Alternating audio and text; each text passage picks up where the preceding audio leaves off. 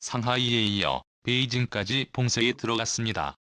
중국 전역이 바이러스로 홍역을 앓고 있는 가운데 중국 정부의 태도에 불만을 품은 시민들이 중앙기관에 대한 공격을 가했다고 합니다. 불길이 치솟았고 이를 제압하기 위해 공안이 나섰다고 하는데요. 통제력을 잃어가고 있는 중국 정부, 심지어 비난을 모면하고자 애꿎은 한국인들을 향해 비난의 화살을 돌리려는 중국 정부의 역겨운 행태까지 지금부터 세세하게 설명해 드리겠습니다. 세계 최대의 인구를 자랑하는 베이징, 수도 베이징에는 과연 몇 명의 인구가 살고 있을까요? 중국 국가통계국이 실시한 인구조사에 따르면 베이징 상주 인구는 2020년 기준 2189만 3천 명입니다. 1만 명 이상의 인구가 베이징시 한 곳에만 있는 것이죠. 연평균 1.5일 증가한 베이징 인구는 강력한 산화제한 정책에도 불구하고 인구가 조금씩 늘면서 지금과 같은 숫자를 유지하고 있습니다.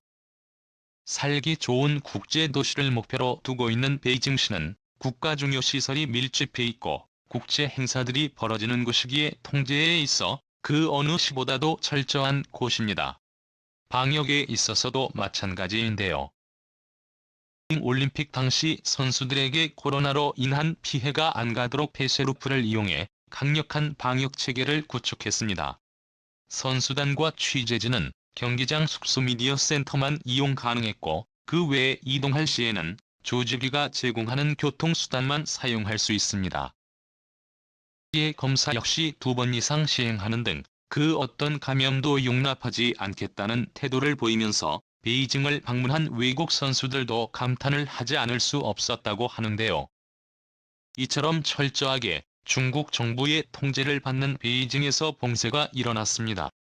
그동안 제로 코로나 정책을 추진하며 중국은 아무 문제가 없다고 주장한 시진핑의 이야기는 소설이라는 것이 드러난 것이죠. 베이징시는 현지 시간으로 25일 기준 인구수 350만 명의 베이징시 차오양구를 관리 및 통제 지역으로 지정했습니다.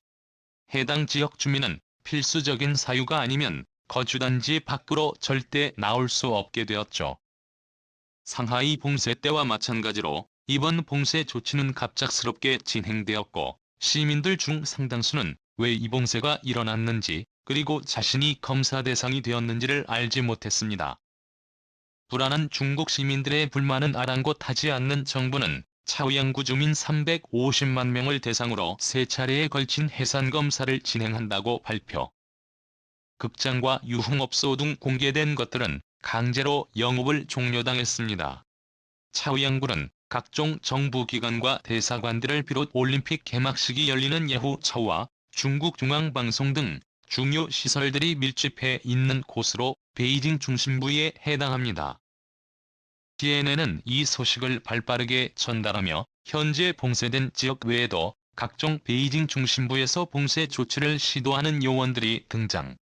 이동을 통제하며 의문을 제기하는 시민들을 상대로 강압적인 실력 행사에 들어가는 모습이 나타났다고 밝혔습니다. 베이징시 당위원회 희안회 위원은 기자회견을 통해 숨은 감염이 지속됐을 위험이 크다.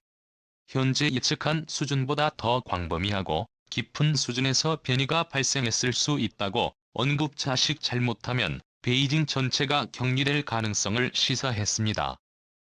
이미 베이징 펑타이구와 옌칭구에선 감염자가 지역 병원을 방문해 검진을 받았던 것으로 알려지면서 펑타이구 소재 지역 병원 2곳이 임시 폐쇄되는 운명을 맞이했습니다.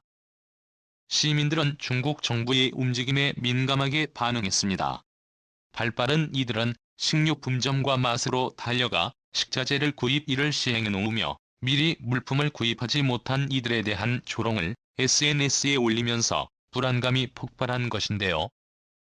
신선식품 마트에는 이미 채소와 육류 등 중요 식재료가 동나는 상황이었고 중국 시민들은 마트 담당자에게 큰 소리를 치며 식재료를 내놓으라는 영상이 웨이보를 통해 퍼질 정도였습니다. 증폭된 불안감은 중국 시민들 사이에 쉽게 번졌습니다. 이미 상하이 봉쇄로 상하이 시민들이 어떤 어려움을 겪었는지 알고 있는 이들은 쉽게 패닉에 빠졌습니다. 베이징 시민들 역시 길거리로 쏟아져 나와 항의를 개시 상하이처럼 자신들을 속이면 큰일 날 것이라는 이야기를 하며 생존을 위해 자신들의 요구사항을 인터넷상에 퍼뜨렸는데요. 그런데 이런 와중에 중국 공공기관이 화재에 휩싸인 것입니다. 베이징의 상징적인 정서라고 할 수 있는天安门 광장 서쪽에 위치한 인민대회당에서 화재가 발생한 곳인데요. 자연 발생으로 인한 화재가 아니라 인공적으로 발생한 것으로 보이는 이 화재는 봉쇄 발표가 난 직후에 일어난 것으로 알려졌는데요. 중국 정부에 대한 항의의 성격으로 시민들이 들고 일어나 화재를 일으킨 것으로 분석되는 가운데 베이징시 시청구에서는 이와 비슷한 화재가 중국 공공기관 건물마다 발생한 것으로 보입니다. 공안이 재빠르게 화재 발생 지점을 포착, 불이 크게 번지기 직전 소방활동을 통해 화재를 제압할 수 있었다고 하는데요. 펑타이구에서도 비슷한 움직임이 드러났다고 합니다. 화재를 일으키려는 인물을 사전에 제압할 수 있었다고 하는데요. 깨끗하면서 완벽한 통제사회를 구축하고자 했던 시진핑의 욕심골 언어를 통해 그 민낯이 드러나면서 불가능한 꿈으로 나타났는데요. 문제는 이게 시작이라는 것입니다. 이미 오랜 기간 통제에 들어간 상하이의 경우 걷잡을 수 없을 정도로 정부에 대한 반감이 쌓여 시민들이 공공연한 분노를 쏟아내고 있습니다. 특히 최근 봉쇄된 지역의 상황이 주민이 공개한 사진이 SNS를 통해 유출되면서 한바탕 큰 소동이 일어났는데요. 구급물자로 제공받은 오리고기였지만 알고 보니 온통 곰팡이에 뒤덮은 썩은 물자인 것이 드러난 곳이죠. 제품 포장지를 검색해보니 2020년 12월 생산 허가가 취소된 회사의 제품을 구호물품으로 시민들에게 지급한 것입니다.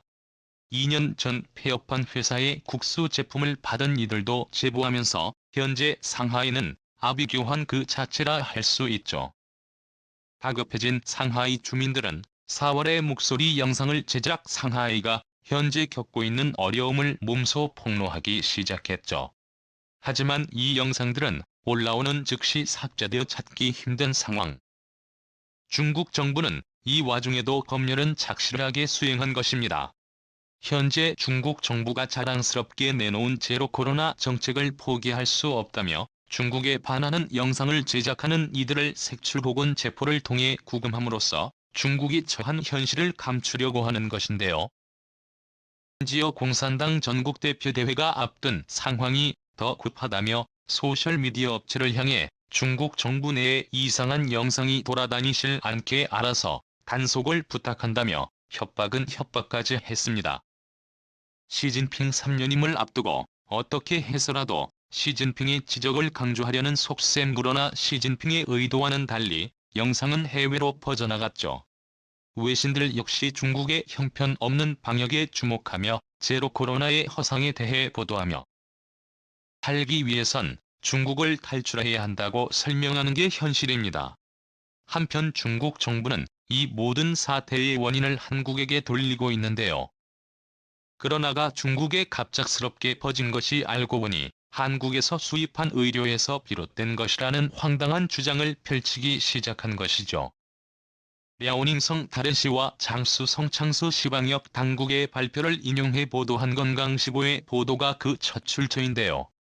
한국산 수입 의료 판매점 직원이 오미크론 변이에 감염되었고 의료와 포장재에서 양성 반응이 나왔다고 이야기한 곳입니다. 건강시보는 중국 공산당 기관지 인민일보 산하의 매체로 타이밍상 한국에게 뒤집어 씌우기 위한 조작 정보라고 볼 수 있는 상황. 당연히 어떤 근거가 없이 인터뷰 자료만 있을 뿐 감염 경로나 전체 한국산 의료에 대한 근거 자료가 뒷받침되지 않았죠. 그러나 이 소문은 중국 전체에 빠르게 퍼지면서 한국산 의료는 괜한 오해에 휩싸이며 코로나 전파의 원인으로 지목되었습니다. 중국인들이 시작한 코로나 유행에 되레 한국이 희생양이 된 것입니다. 이로 인해 베이징시에서 코리아타운이라 불리는 왕증지역 내 한국 의류 매장이 4월 5일부터 영업정지에 들어가는 일이 일어났죠. 의료 전수검사를 통해 바이러스 음성이 나와야 영업할 수 있다며 괜한 덤터기를 한국에 씌웠죠. 하지만 이 덕분에 한국 의료가 아무런 영향이 없다는 증거가 되었는데요. 4월 20일 이후부터 베이징 시내에 번지기 시작한 코로나 바이러스는 조사 결과 다른 곳으로부터 비롯된 것으로 판명난 것이죠. 진 지역은 바이러스 검사 때문에 일찍부터 격리된 곳이 없기에 설사 있었다고 하더라도 바이러스가 번질 수 없는 환경. 중국 당국의 조치 덕분에 왕증 지역은 혐의에서 빠르게 벗어날 수 있게 된 것입니다. 에도 불구하고 중국은 애꿎은 한국인과 의료에 의심의 시선을 보내며 한국인들에 대한 비난의 수위를 높이고 있는데요. 관동 대지진 때 억울하게 당했던 것처럼 자칫 잘못하면 한국인이 중국 내 코로나 바이러스 전파로 몰리게 생겼습니다. 중국 내에 거주하고 있는 한인들이 바이러스의 위협으로부터 무사하길 바라며 억울하게 중국인들로 인해 희생되지 않기를 기도하겠습니다. 시청해주셔서 감사합니다.